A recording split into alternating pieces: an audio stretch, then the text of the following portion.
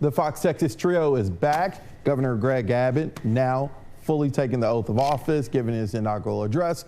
In response to that, new House Democrat Chair Trey Martinez Fisher responded to Abbott's speech by saying that Republicans, specifically Abbott, has not given an economic plan to help Texans dealing with economic pain. He also said that Republicans and Abbott are responsible for high prices like grocery prices. Rudy, was that a good strategy by the Democrats?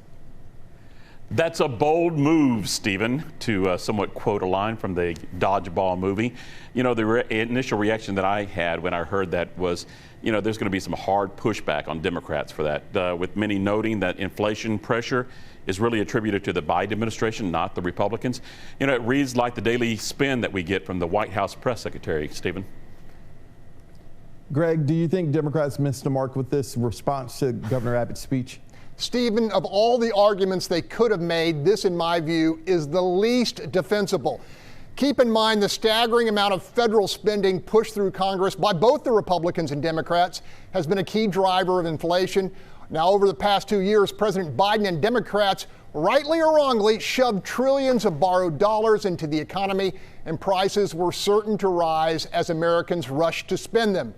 To turn around and blame Texas Republicans for doing too little to subsidize Texas families feeling the squeeze seems like pretty thin soup. Remember, Abbott and the GOP crew won in November by double digits with the message, Texas is the state of unrivaled opportunity for those who are willing, rather than a state of generous, guaranteed entitlements. Let's take a transition. This week, the House in Texas came out with their base budget, a lot of extra money. Rudy, do you think Democrats will be able to get anything on their wish list financially from the legislature this year? Yes, Stephen, there's a lot of money at play, right? The budget plans for the House and the Senate are long reads, each over 1,000 pages long. So I think the Democrats will have a little time to lay out a specific plan for the surplus next month. That's after the governor's State of the State address. They can't afford, in my opinion, only to be a voice of the opposition. Greg touched on that just a moment ago, and rehash just a party platform wish list. An opportunity for some creative ideas right there waiting. And like you said earlier, both the House and the Senate base budgets leave a lot of money on the table, about $50 billion. That's billion with a B.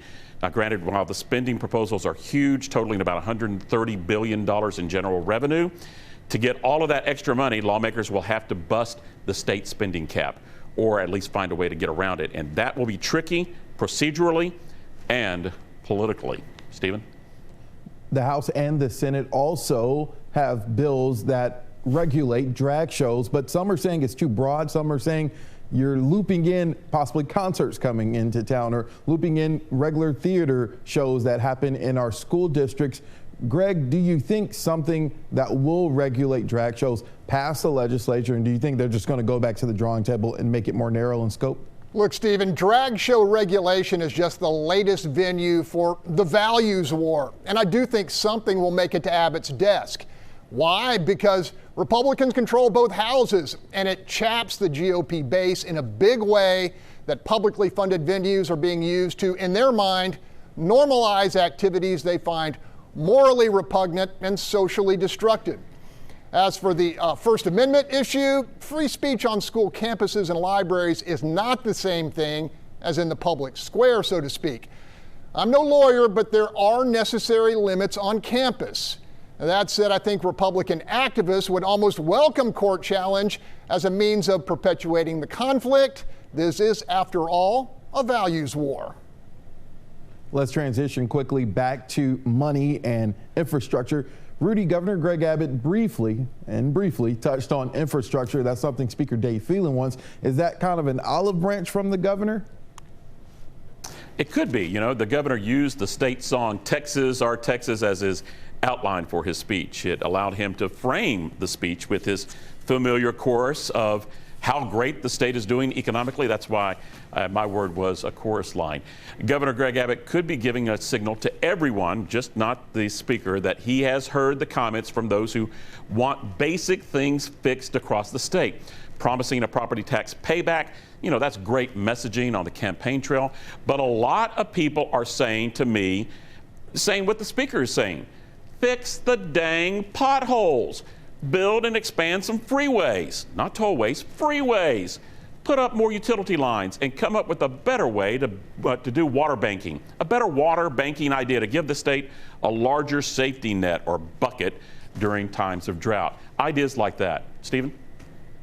Greg, is Governor Abbott going to try to let both chambers duke it out and he'll just see what bill comes to his desk? Stephen, the infrastructure pitch is a surefire winner. Fuels jobs, lifts the economy, and most importantly, attracts more businesses and talent to relocate to Texas in the future. You know, in a recent speech, Phelan talked about the major Wall Street ratings agencies saying Texas is literally doing everything right except upgrading and replacing its tired, often insufficient infrastructure. Ultimately, this battle this session will get regional, as in funding water systems in thirsty West Texas versus storm and flood protection for the Gulf Coast. Bottom line, everybody gets something. All right, that's all the time we have for now. To see this episode and any of our other episodes, go to our station's YouTube channels. And keep the conversation going by sending us questions on our social media pages. The 88th Texas legislature is just getting started, and next week we will dive into yet another issue of interest to all Texans. In the meantime, remember to let us know what you think the issue is.